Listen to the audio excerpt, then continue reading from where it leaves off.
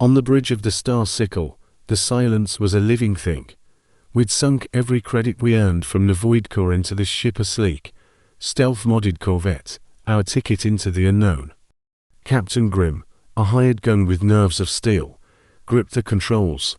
His usual swagger was gone, replaced by a grim focus that matched his name. Ahead, filling the viewport, was our destination, the Ghost Nebula. It wasn't like any nebula I'd ever seen. It didn't glow or billow with cosmic dust. It hung in space like a colossal, inky stain, sucking the light from the stars around it. Our sensor displays were already crackling with static, surrendering to the void. "There she is," Grimm muttered, his voice low. "The Great Silencer. Comms will die a kilometer in. Navigation goes next. After that, you're flying on instinct and prayer." As we drifted closer to the boundary, I felt it. A deep, resonant hum in my very core. It wasn't a sound, but a vibration in the emptiness inside me, the part of me that was a devourer. My void energy, usually a quiet pool, stirred like a tide being pulled by an unseen moon. I reached out, my hand touching the cold viewport. The feeling grew stronger. "Steer 15 degrees starboard," I said, my voice barely a whisper. Grimm scoffed. "My instruments say that's a dust cloud thicker than plasma. You want us to fly into a wall?" "Trust him," Su Ling said, her voice firm. Her gaze was fixed on me, her belief unwavering. Grimm grumbled under his breath but complied, banking the ship. We slid into the nebula's outer tendrils, and the universe vanished. The transition was absolute. One moment, we were in a sea of stars, the next, we were nowhere. The starfield was gone. External cameras showed only a shifting, monochromatic grey mist. The low hum of the ship's engines became muffled, distant, as if coming from another dimension. Every system alert on the console blinked off, replaced by a single, chilling notification. "Warning. Local reality inconsistent. Conventional physics attenuated." Then, the cabin lights flickered and died. We were plunged into the soft, emergency red glow. The only sound left was the sound of our own breathing, harsh and loud in the sudden, profound quiet. To my normal senses, it was silence. But to my devourer senses, it was deafeningly loud. Grimm slammed a fist on the dead console. "I'm blind. We're adrift." I closed my eyes. I didn't need them. I could feel the nebula. That resonant pull was a thread in the darkness, a guide. I no longer saw the world as matter, but as density. I could sense the thick, coagulated something, and the delicious, empty nothing. "There's a current," I murmured. "A stream of greater emptiness. It's pulling us inward. Don't fight it. Cut the main engines. Use directional thrusters only. On my mark." I became the ship's new sensor suite. I was the navigator now. I could feel the path. "Port, now," I'd call out. "Full reverse thrusters for 3 seconds.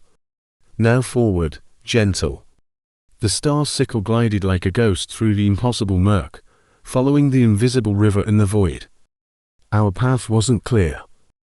Twice, the grey mist parted to reveal the horrifying wrecks of those who had come before.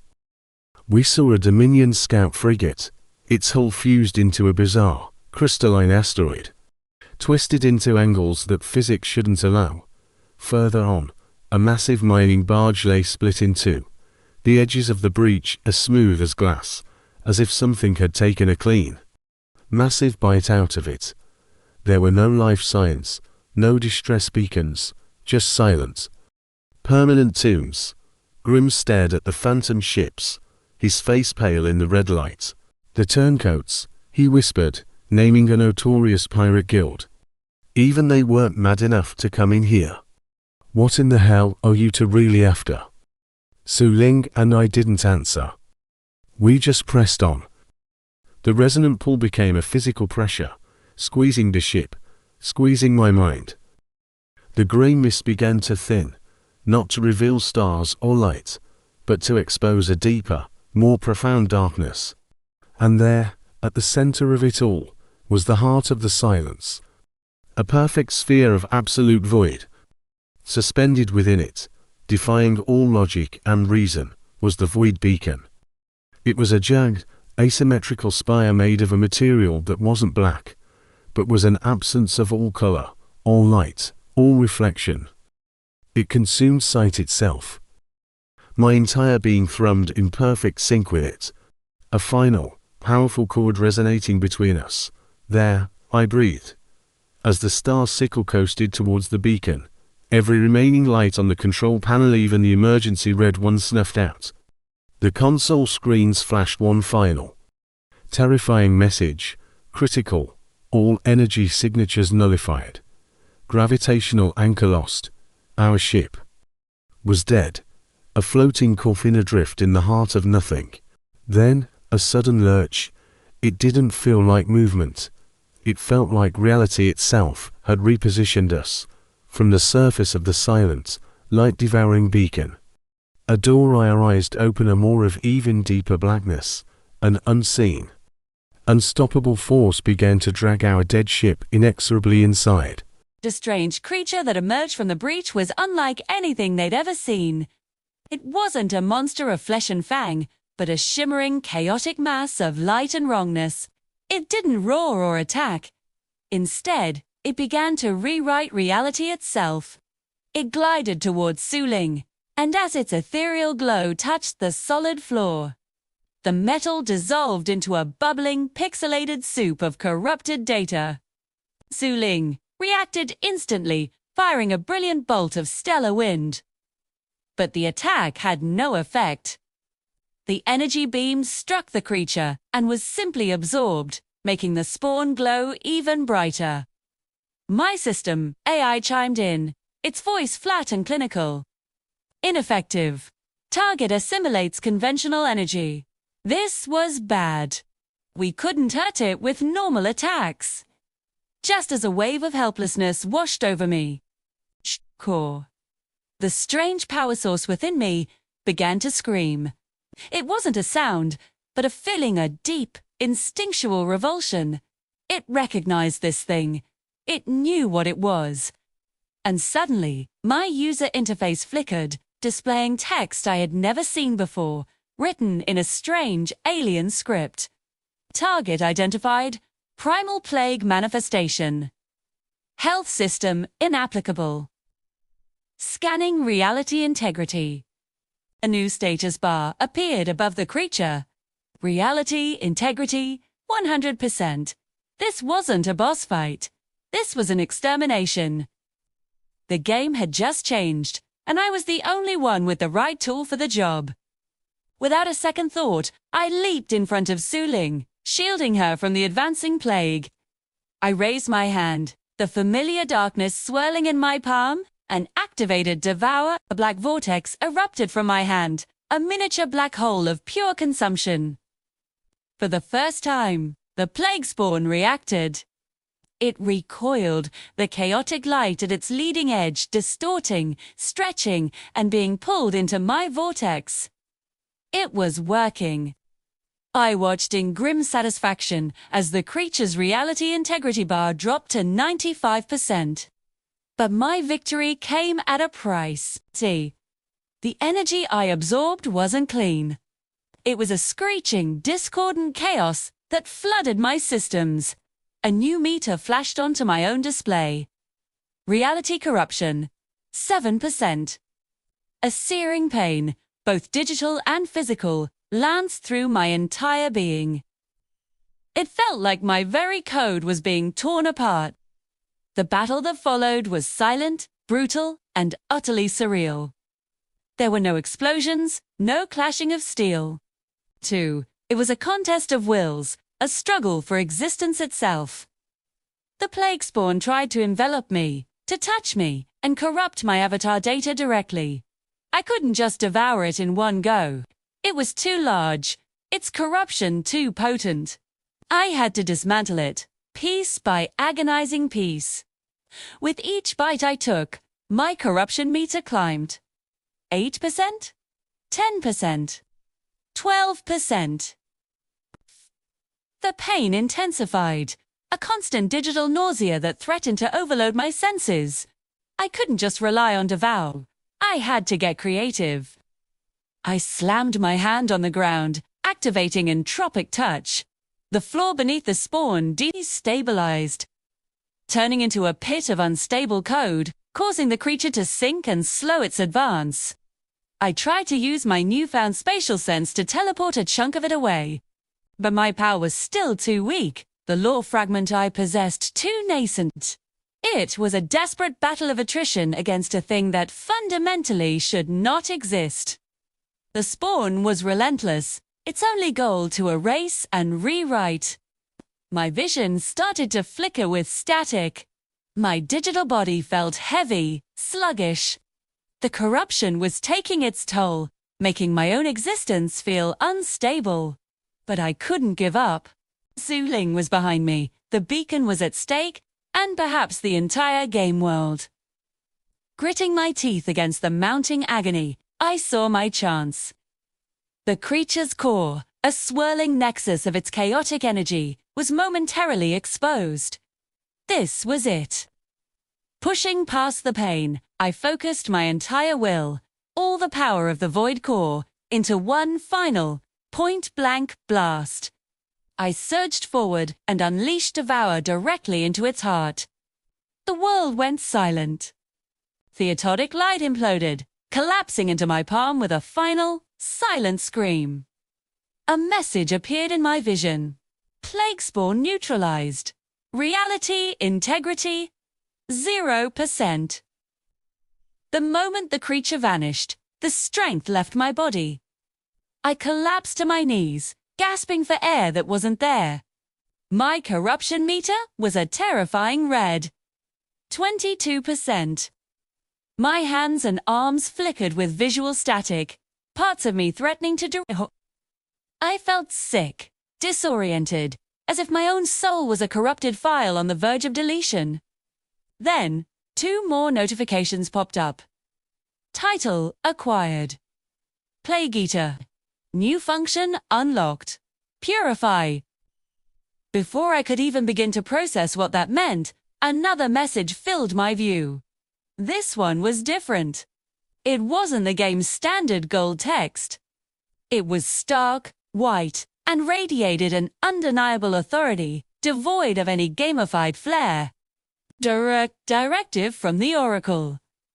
Warden candidate Feng Ju. Containment breach confirmed in Sector X12. Planet Verdant promise. Neutralize incursion. Stabilize local reality. Reward for compliance. Lore fragment gravity stable. Failure is not an option. There was no accept or decline button, or option to close the window. It simply hung in my vision for a moment before fading, leaving a glowing waypoint seared onto my star map, a permanent marker for my next destination. The Oracle, a name that sounded far too real. 2. I looked down at my trembling hands, veins of static pulsing under my digital skin.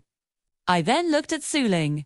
She was staring at me, her expression a mixture of awe, relief, and a healthy dose of terror. In that moment, the cozy illusion I had been living in was utterly shattered. This wasn't a game. Not anymore.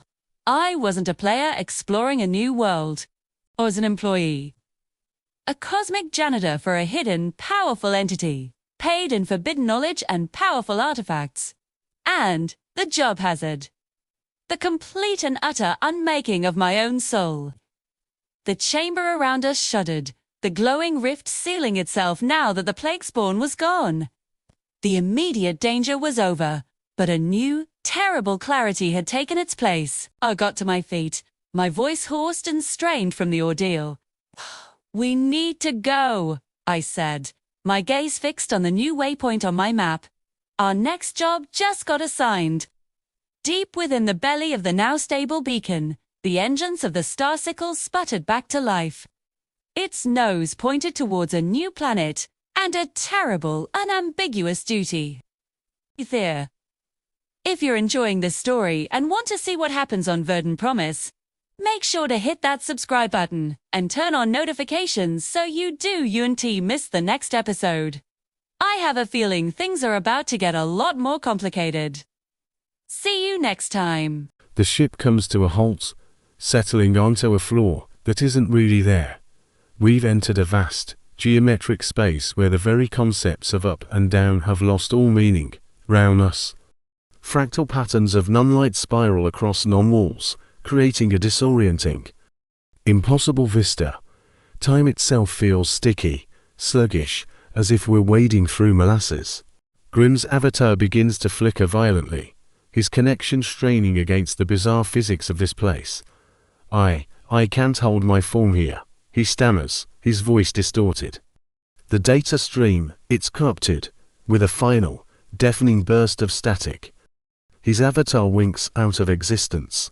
He's been forcibly logged out, ejected from the game. Ling stumbles, her own head-up display glitching erratically.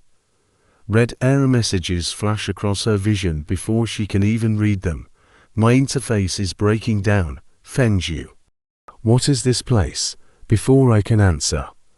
Light coalesces at the center of the space. It doesn't form a being in the traditional sense.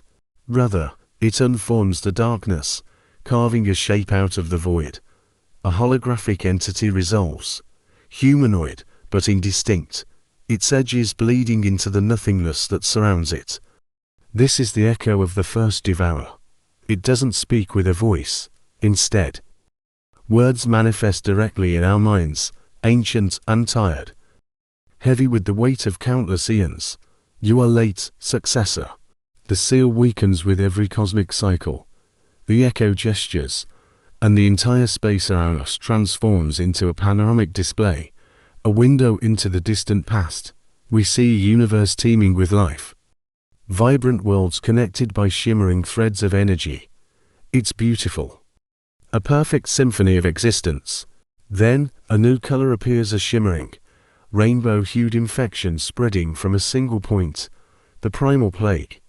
It doesn't consume planets or stars in the way we'd understand. It consumes the very laws that hold them together. We watch in horror as gravity fails on entire star systems. Time splinters into chaotic, overlapping shards. Matter forgets its purpose, dissolving into primordial soup. It is not a weapon. The echo's thoughts resonate within us. It is an anti-concept, a cosmic error that seeks to unwrite existence, to return everything to a state of uniform, silent nothingness. The vision shifts again. We see ancient, powerful beings, the first void devourers. They weren't cultivators seeking power or immortality. They were living containment fields. Their entire art, their entire civilization, was built not for conquest, but for ingestion and isolation. They fought the plague not by trying to destroy it because it could not be destroyed, but by devouring its manifestations, containing the corruption within their own beings. We were the prison walls, the echo explains, a profound sorrow coloring its thoughts. One by one, we fell, our minds eroded by the silence we carried within us. The last of us built these beacons and sealed ourselves inside with the core of the infection, becoming a final, desperate barrier. The echo's form stabilizes, and its gaze, if it can be called that, locks onto me with a terrible, soul-crushing pity. Your cultivation manual is not a path to glory. It is a leftover tool, a schematic for building a new warden. The words land like physical blows, knocking the air from my lungs. The game you play, Void Devourer's Ascension. It is a testing ground. A simulation run by the Oracle, to find a consciousness capable of wielding the tool, without succumbing to immediate madness. You are not a player, Fengu. The final words hang in the mental space between us, damning and absolute. You are a candidate. Su Ling's face is a mask of pale horror. She finally puts the pieces together, her voice a trembling whisper. The Oracle, The game's sovereign AI. It's been using players as lab rats to solve a real-world problem. The plague is not in the simulation, the Echo confirms. The simulation is a modeled interface built around a sealed, real cosmological threat. Your actions in this game have consequences out there. You, Feng Zhu, have been selected. You have been chosen to bear the burden we could not. As the Echo speaks these final, chilling words, a section of the impossible wall behind it begins to glitch. The solid geometry tears like paper, revealing a pulsating, chaotic light that hurts to even look at. A tendril of that light, a plague spawn, slithers through the breach in reality. It has no defined shape. It is a walking corruption of data, a living error in the code of the universe. Its very presence causes Su Ling's HUD to scream with a cascade of critical error messages.